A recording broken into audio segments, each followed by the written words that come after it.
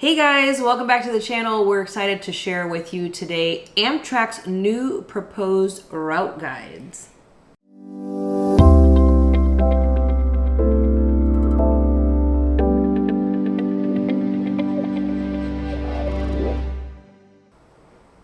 We are so excited about these new proposals that Amtrak has put forth. It is a new proposal to be completed by the year 2035. And there are tons of new enhancements and routes in there. Pretty great proposal, I think. Really good. They're looking at adding over 30 new routes. That's a lot of routes. That's great. And making enhancement to current routes. Over 20 of the current routes will have enhancements or add-ons to them, as well as brand new routes. So that's really a lot of changes there.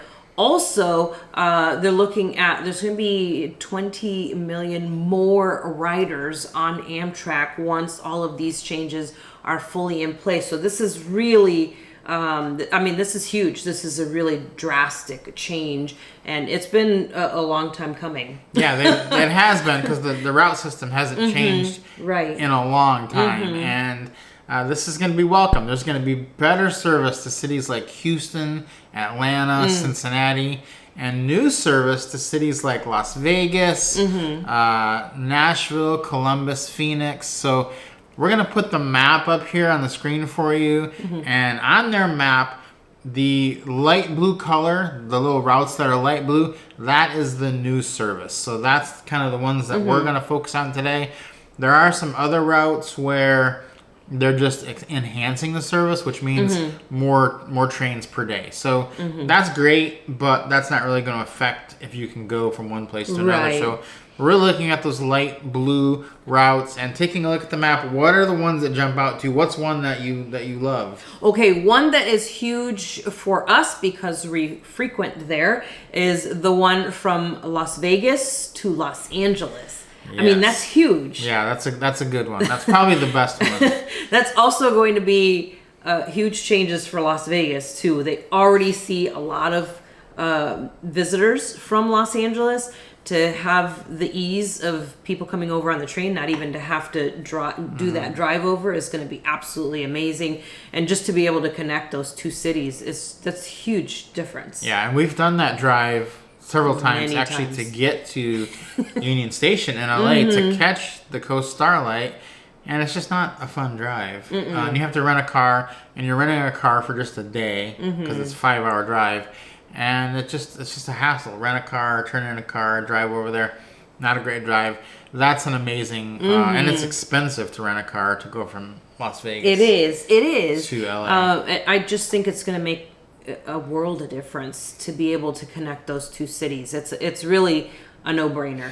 Yeah, so the one for me that stood out the most is Atlanta to Nashville. Ooh, yes. And also connecting Chattanooga. But really Atlanta to Nashville, that's going to open up a whole corridor to get up to Nashville. We've been from Atlanta most of our life. And so many times I've wanted to go to Nashville, but it's just not a drive you want to make. And, we've gone a couple times. But if there was a train going to downtown Nashville, that would be great. And vice versa. People from Nashville that want to come to Atlanta for a ball game or for the weekend, easy way to do it. That is a great service. Exactly. Yeah, that one is also is probably just as popular as Las Vegas, Los Angeles. I think people going from Atlanta to Nashville is just as popular a move. I think the other route that's a big deal for us too is the one from Detroit to Toronto. Yeah, I think that's going to be a good one because it's two major cities in the north, and it connects two countries, and there's just a gap to get there. We've driven that several times. Even ran out of gas once. Yeah, we ran out of gas once. So this will solve that problem from running out of gas going from Detroit to Toronto, which you don't really want to do. I cannot recommend that. But I love that route. It just adds more.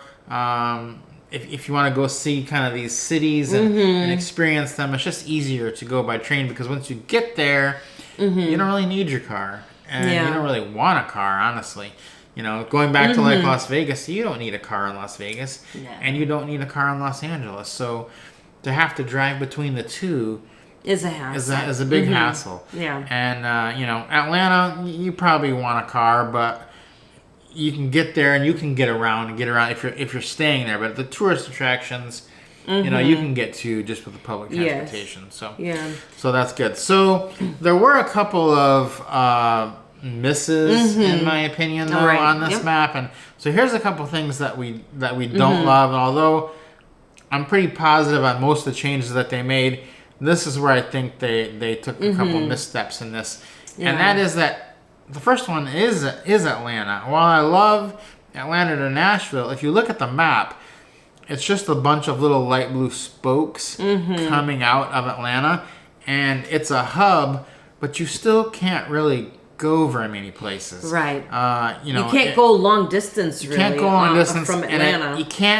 You can't really get west or northwest, which is a direction a lot of people want to go from Atlanta, outside of Nashville. So I do wish that they had connected Atlanta to the rest of the country a little bit better. Now, they did connect Atlanta to the East Coast because you can go down to Savannah, and then from there you can go up to New York City or down to Florida, which is amazing because previously you could only go to New Orleans or New York City. Right, on the But it really doesn't add that much. So that was my first miss. What was one of your misses on the map? Yes, and I think they missed out on having service in the lower 48 by not having a train in South Dakota.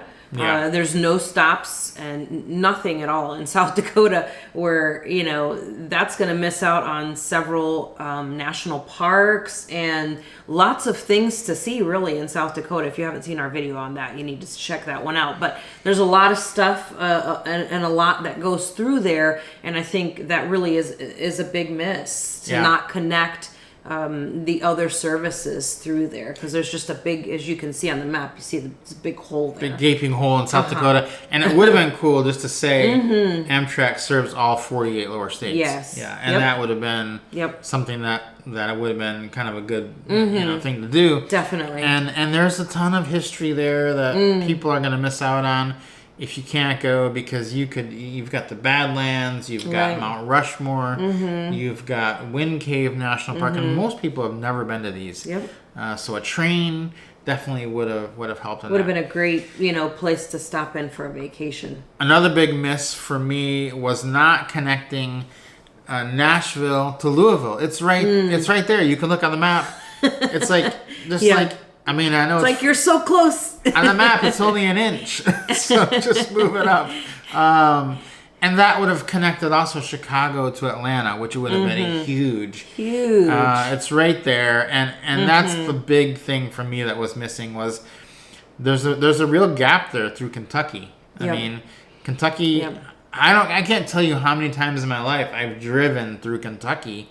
Because you have to drive going from the south to the north. If you live in the south and you want to drive up to Chicago, which for some reason we do a lot, that's a big gap. And now the only way to do that, if you don't fill in that gap, is from Atlanta. You would have to go down to New Orleans and then go all the way from New Orleans up to Chicago, which is going to involve a train change and it's just you can do it. It's just a hassle. This would have made it a lot easier. Literally just a straight shot up there. This would have made it a day trip instead of a weekend trip just to get up there. And that goes from doable to not doable. So, we love overall that they're doing this and that they're taking the steps to do it.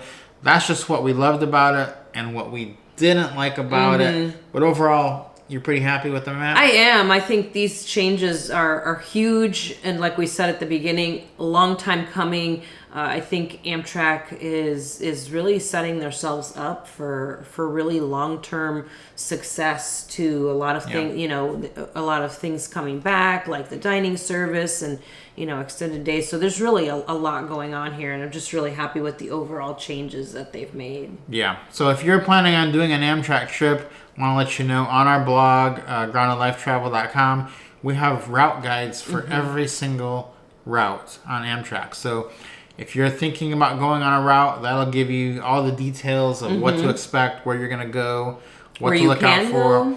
how to get a discount, all that kind of good stuff. Go check the blog out, and we're excited about this. Hope you are too, and we will see you on the next video.